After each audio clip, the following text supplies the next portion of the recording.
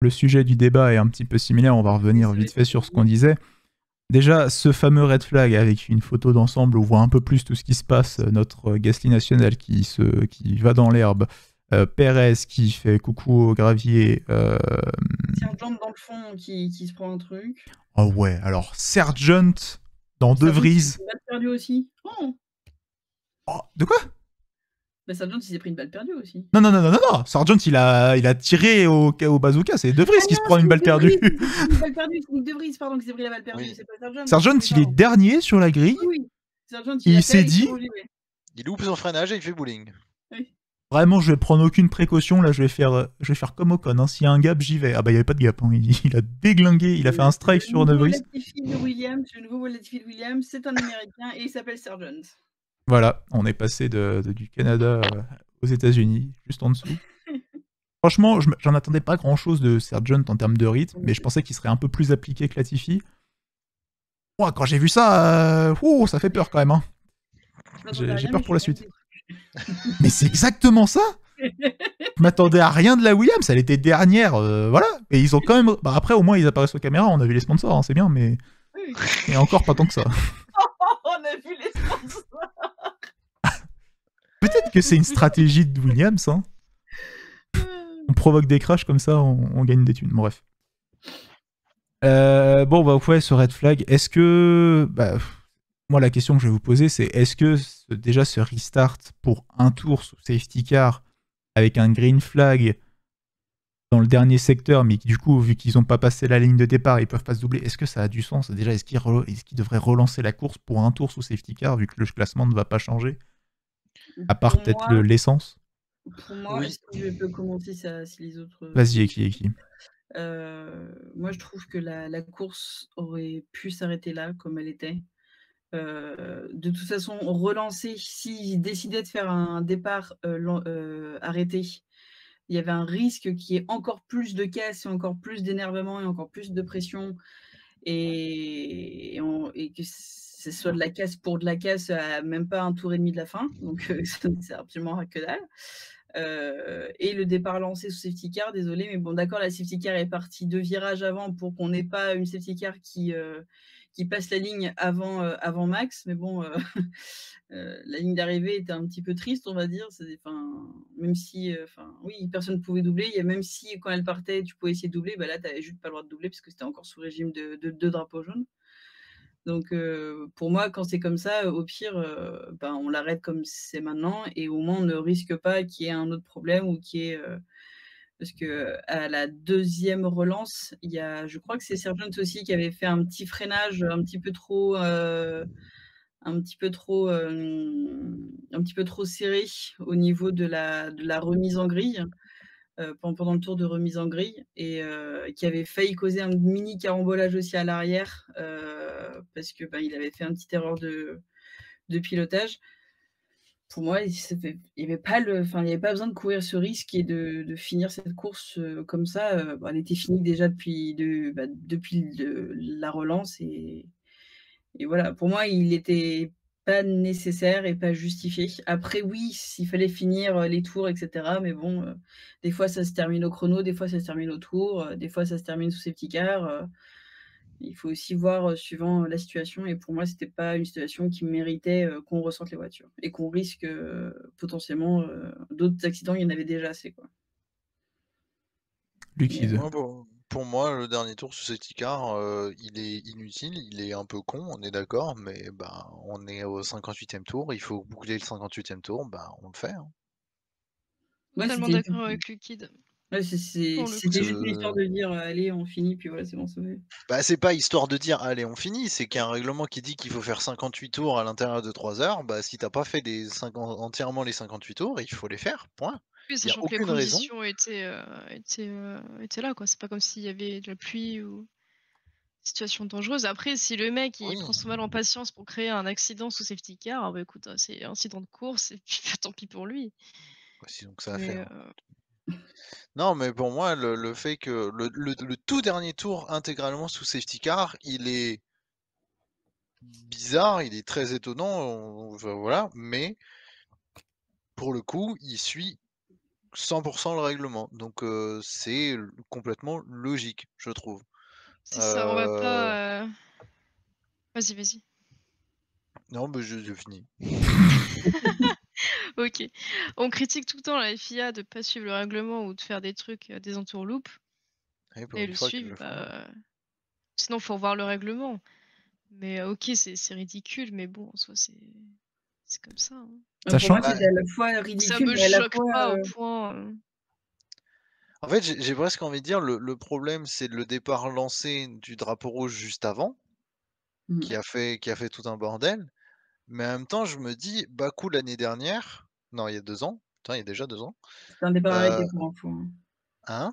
C'était un départ arrêté. Oui? Oui, t'as dit départ lancé, c'est pour ça. J'ai dit départ lancé, pardon. Oui. Bakou en 2021, on fait aussi un départ arrêté pour faire 2 tours de course. Bah justement, moi la question que je voulais vous poser, c'est est-ce que, du coup, si on veut suivre le règlement et faire ce dernier tour de course, vu qu'ils avaient l'air de vouloir absolument faire que des départs arrêtés pendant cette course, pourquoi est-ce qu'ils n'ont pas fait un départ arrêté pour le dernier tour?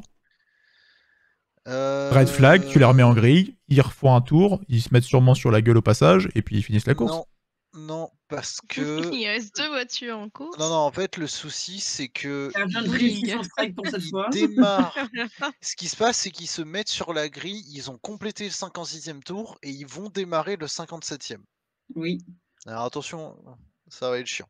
Faut suivre. Départ arrêté, départ du 57e tour. Ils démarrent, ils n'arrivent pas au bout du premier secteur. Drapeau rouge, tout le monde rentre, et en rentrant dans la voie des stands, Max Verstappen, qui mène le Grand Prix, coupe la ligne d'arrivée et finit donc le 57e tour et démarre le 58e et dernier tour de la course. Oui. Donc, peu importe ce qu'il faisait, le dernier tour ne pouvait se faire que sous safety car.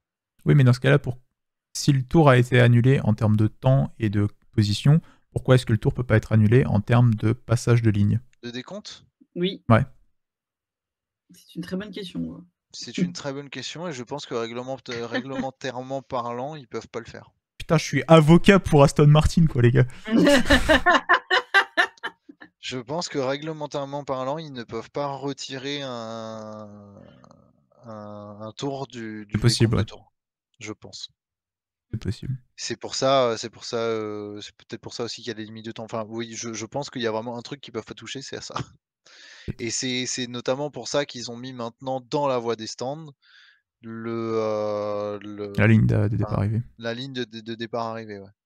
Notamment à cause de, je sais plus en quelle année, Michael Schumacher qui sert une pénalité dans le dernier tour de course. Oui. Et en fait, on savait pas est-ce qu'il avait passé la ligne, est-ce qu'il a pas passé la ligne. Et donc, pour régler ce flou, ils ont fait la ligne dans la voie des stands. Mais donc voilà, en fait, c'est que même s'ils partaient pour un départ lancé ou machin, bah, le 58e tour, c'était le tour de mise en grille. Donc même s'ils auraient pu refaire un dernier départ arrêté, on serait parti 58e tour, tour de mise en grille, ils seraient arrivés sur la grille. Après, techniquement, ils peuvent faire un départ arrêté avant la grille. Et bon, pour la P2, ça va être compliqué de dépasser la P1, mais techniquement, peut-être que Sargent, ah bah non, pas Sargent du coup, parce qu'il était plus là, mais les P12, P11 pour essayer de dépasser une voiture avant la ligne sur les 60 mètres qui les séparent. Oui, mais là, c'est très ridicule. Mais je pense qu'il serait peut-être même obligé dans ces cas-là de faire un rolling start, enfin un départ à lancer. Et départ à lancer, tu n'as pas le droit de doubler avant la ligne de départ. Pourquoi ce serait forcément départ à lancer? Enfin, dans la théorie, hein, évidemment, c'est ridicule, mais... Je sais pas. D'accord. Bref, on s'embarque dans des trucs, là... Notons quand même... Non, parce que le départ lancé, tu peux pas doubler avant la grille, alors qu'un départ arrêté, tu peux. Normal. Notons quand même que ce dernier tour a failli coûter la course à Nico Hülkenberg, puisqu'il a réussi dans l'avant-dernier virage, ou avant-avant-dernier virage, à avoir le moteur qui lâche, et l'équipe lui dit continue jusqu'à la fin, s'il te plaît, essaie de passer la ligne. Et puis dès qu'il a passé la ligne, range la voiture sur le côté, et il a quand même réussi à garder sa place, parce qu'on ne pouvait pas doubler, évidemment. Donc tant que la voiture roulait, même si c'était très lentement... Sur un piston. Même s'il poussait la voiture, techniquement, il gardait sa place.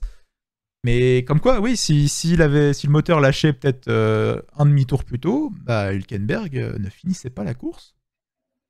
Et comme quoi, ce tour peut changer les choses. Hein. Oui, parce que là, il a fini, il a passé la ligne, et après il s'est arrêté au bord de la route. Ouais. Et donc on a eu un 4e drapeau rouge à cause Oui, on a eu un 4e drapeau rouge, exactement. Exactement. D'ailleurs, c'était un problème de quoi sur la voiture de Magnussen? moteur, non? Ouais, je crois que c'est le moteur qui a lâché. Alors, j'ai plus les détails, mais J'avoue que pour moi, j'ai pas trop D'accord. suivi ce qui lui est arrivé. Mais ouais, cette histoire de dernier drapeau rouge, au vu de ce qui s'est passé, oui, c'était peut-être pas malin, mais en même temps, à Bakou, on a eu la même chose et tout le monde était super content parce que ça a relancé une course chiante, il y avait de nouveau de l'enjeu au championnat, ça a donné une belle victoire à Pérez, enfin voilà, quoi, mais je sais pas pourquoi ça a bien marché à Bakou et pourquoi pas ici, en fait. et je pense que là, c'est juste que c'était un peu ridicule, mais c'est une conséquence et au bout d'un moment, bah, quand tu appliques le règlement, il y a des fois où ce sera bien, des fois où ça paraîtra un peu stupide, mais techniquement, ils ont fait leur règlement plutôt correctement. Oui, de ce côté-là, je suis d'accord. Et puis, dès qu'on veut ajouter un petit peu de objectivité, si on peut appeler ça comme ça, dans l'interprétation des règlements de ce qui peut arriver pendant la course, ça ajoute tout un une nouvelle couche de complexité qui est soit très difficile à gérer dans le règlement, soit c'est juste pas géré et ça mène des situations comme on a vu pas mal pendant les dernières années et qui nous font à chaque fois criser. Donc, c'est vrai que c'est peut-être pas optimal, c'est peut-être améliorable, mais au moins pour une fois, ils essaient à peu près d'appliquer leur règlement correctement. On va éviter de trop leur en demander aussi, quoi, parce que sinon, s'ils commencent à prendre des initiatives, là, on n'est pas sorti de l'auberge. Hein. C'est clair.